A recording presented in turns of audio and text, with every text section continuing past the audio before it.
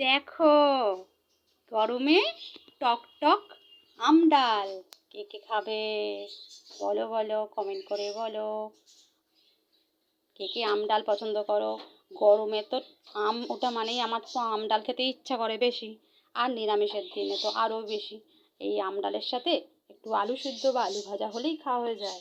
চলো চলে আসো, টক টক আম ডাল দারুণ মজা।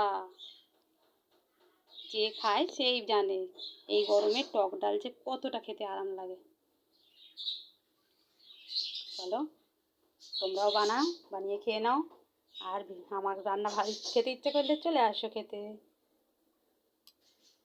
চলো আমার বানানো হয়ে গেছে। আজকে শনিবার, নিরামিষ টক টক আমের ডাল তৈরি।